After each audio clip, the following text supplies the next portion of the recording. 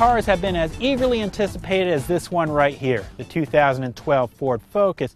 Now, the previous Focus was an okay car, but it had grown dated. That's because while the car had been redesigned in other markets, we only got an update. But now Ford is building one Focus for the world, so that means we get a redesign in America too. We bought two Focuses to test, a sedan and a hatchback. Let's go take a first drive.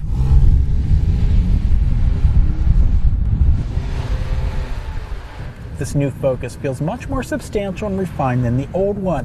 Now, to put this car into perspective, it helps to realize that, like the Volkswagen Golf, the Ford Focus is a very common family car in Europe. Now, the European breeding really shows up in the way that the Focus drives. Our first impression is that the car feels like it's from a class higher than the typical small sedan. The car is also quite lively to drive. Ford's put a lot of effort into the Focus to try to maximize fuel economy. It's got a new 2-liter direct-injected 4-cylinder engine. The automatic transmission, well, it's not a traditional automatic. It's actually an automated manual. It shifts itself. Like every other recently introduced small sedan, Ford is claiming 40 miles per gallon on the highway. 40 miles per gallon on the highway is sort of like the new Black. However, the Focus that gets that, well, it's a special fuel economy model. Most versions of Focus, they're going to get less than that 40. Ford's offering a wide variety of other engine options if you want even better fuel economy. There'll be a hybrid, there'll be a plug-in hybrid, there'll also be a fully electric model. If you want to go in the opposite direction, there's going to eventually be a turbocharged sports model. The new Focus's substantial feel also carries over to the interior. There's a soft-touch dashboard. You can get Ford's sync system for voice control of iPods and cell phones. Higher trim levels of the Focus have the My Ford Touch system that has a busy and complicated touchscreen. But the radio on even lower levels of the Focus, well, it can be pretty daunting to figure out at first.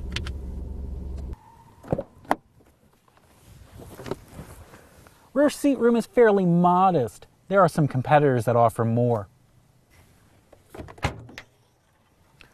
The trunk's a decent size, but the opening's actually quite shallow from front to rear. That's going to make it hard to put big items inside. If you want more cargo versatility, of course you can buy the hatchback. So it seems like there's a version of the Focus for everyone. Lots of different powertrains, lots of options. Our fairly basic SE sedan here costs $20,000. Our hatchback, which is an SEL, $22,000.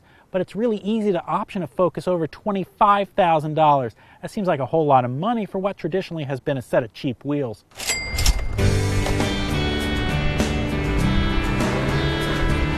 So okay, here's a fully redesigned Focus. Thing is though, the small sedan market has gotten really competitive in the last couple of months.